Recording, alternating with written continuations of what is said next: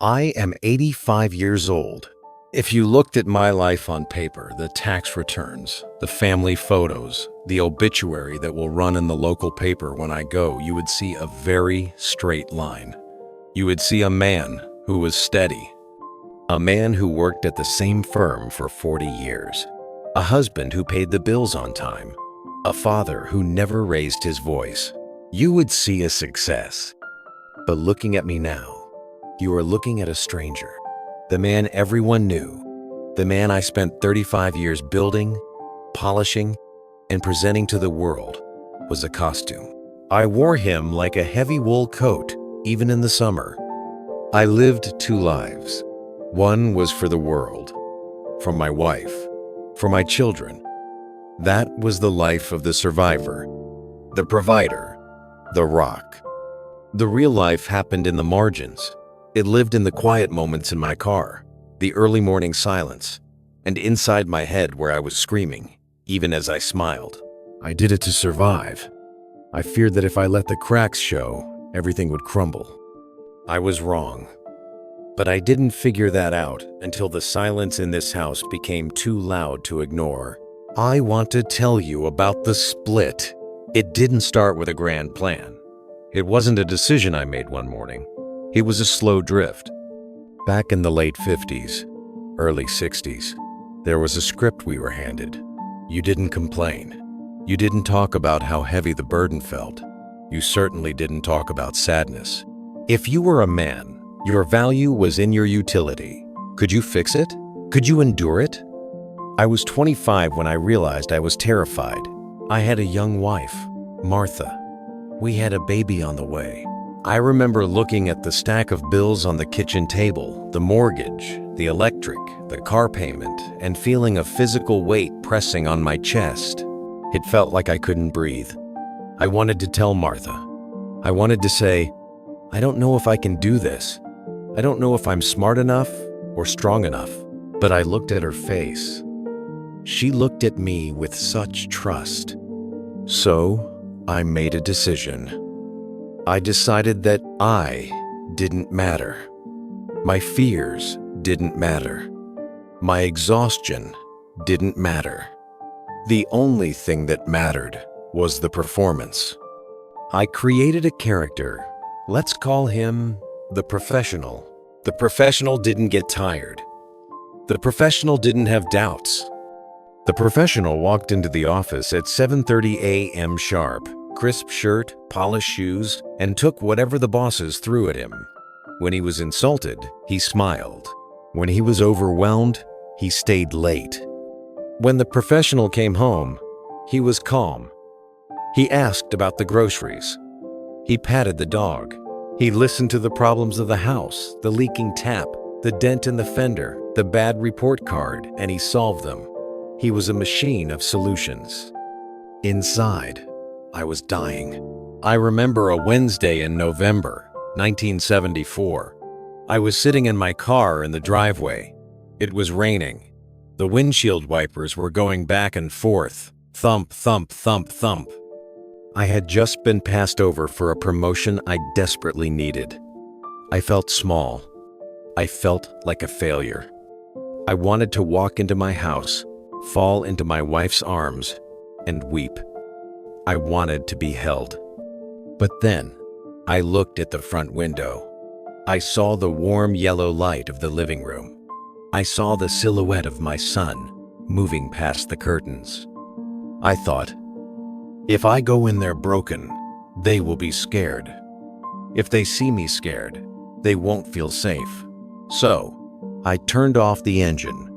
I checked my face in the rearview mirror. I wiped the water from my eyes. I put on the mask. I walked inside, hung up my coat, and when Martha asked how my day was, I said, it was fine. Everything is right on track. That was the double life. The outside was smooth. The inside was a chaotic mess of anxiety and sorrow. For 35 years, I swallowed every harsh word, every fear, every moment of vulnerability. I stored them away in a cellar deep inside me. And here is the thing about living a double life. It works. For a while. We had the nice house. We took the vacations to the lake. The kids went to good schools. To the neighbors, we were the ideal family. I was the ideal man. Solid, dependable. You can set your watch by him, they used to say. They didn't know that every morning while I was shaving, I had to talk myself into existing for another 12 hours. The cost wasn't money. The cost was connection. You cannot truly connect with another human being when you are performing. You can't be intimate when you are hiding. Martha knew something was wrong. She would look at me across the dinner table, and I could see her searching for me. She was looking for the man she met in college, the one who liked to paint, the one who read poetry, the one who laughed loud and messy. But she couldn't find him. She only found the professional. "Is everything all right?" she would ask. "Everything is fine," I would say. Always. Everything is under control. I thought I was protecting her. I thought I was sparing her from the burden of my worries. But really, I was shutting her out. I was building a wall, brick by brick, and calling it a shelter. I remember my daughter's wedding. It was a beautiful day. The sun was coming through the trees in the backyard. I walked her down the aisle. I gave a speech. Everyone clapped. Inside, I was overflowing with emotion. I wanted to tell her how terrified I was to let her go. I wanted to tell her about the nights I stood by her crib just listening to her breathe because I loved her so much it hurt. But the words wouldn't come. The mask was stuck to my face. I stood up with my champagne glass and I said, "We are very proud of her. She has a good head on her shoulders. We wish them luck." It was stiff. It was formal. It was safe. Later, I saw a video of the reception. I saw myself standing in the corner, holding a drink, looking like a statue. My daughter was dancing, laughing. I looked like a security guard hired to watch the event. That's what survival looks like when you do it too long. You survive the war, but you forget how to live in the peace. The turning point came 10 years ago. Martha got sick. It was quick. Pancreatic cancer. Suddenly, the job didn't matter. The money didn't matter. The reputation didn't matter. We spent days in the hospital. I sat in the chair next to her bed. The room smelled like antiseptic and old flowers. The hum of the machines was the only sound. I knew this was the end. I knew this was the moment to finally drop the act.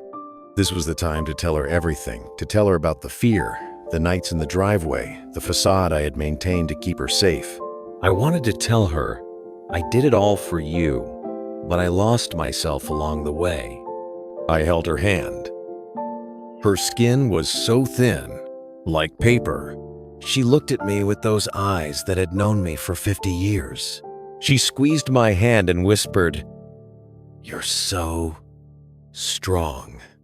You're always so strong. I don't have to worry about you." It broke my heart. She died thinking I was made of stone. She died thinking I didn't need comforting. She died without knowing the man who was hiding inside the suit. I walked out of that hospital into the parking lot, and for the first time in decades, I didn't care who saw. I leaned against my car and I screamed. I screamed until my throat was raw. I wasn't screaming because she was gone. I was screaming because of the waste. I had wasted 35 years protecting an image. I had traded intimacy for stability. I had survived. Yes, I had paid the bills. I had kept the lights on. But I hadn't lived. Not really. Now, the house is very quiet. I walk through the rooms, and I see the ghosts of the moments I missed. I see the kitchen table, where I should have said, "I'm scared." I see the sofa, where I should have said, "I need a hug." I see the garden where I should have played with my children instead of worrying about the lawn. The professional is retired now. Nobody needs him anymore. The company has forgotten my name. The neighbors have moved away. The applause has stopped. And I am left with myself. The man I hid. He is an old man now. He is frail. He is full of regret. But he is finally honest. I look at my hands. They are spotted and shaking. These hands signed thousands of documents, shook thousands of other hands, steered thousands of miles. But they didn't hold the people I loved enough, not tight enough, not soft enough.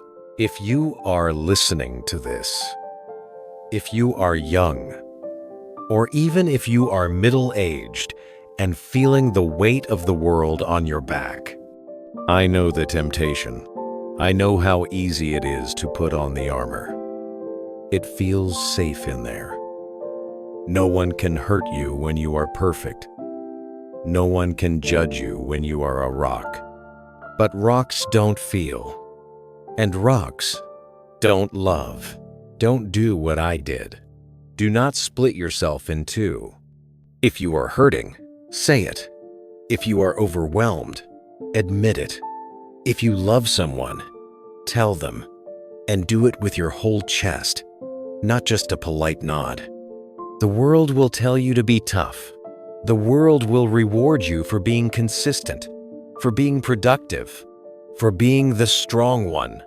They will give you plaques and bonuses and pats on the back. But the world will not hold your hand when you are dying. The world will not remember the late nights at the office. The only thing that matters is the truth of who you are, shared with the people who matter. I survived. I made it to 85. I won the game. But I would give every penny in the bank, every promotion, every accolade, just to go back to that Wednesday in 1974, to turn off the car, to walk into the house, to drop my briefcase on the floor, to fall to my knees in front of Martha and say, "I am struggling. Please help me." She would have loved me anyway. She might have loved me more. That is the double life. You save the shell, but you lose the pearl. Don't wait until the end to introduce yourself to the people who love you. I'm tired now. The sun is going down, and the light in the room is changing. It's time for me to sit and just be.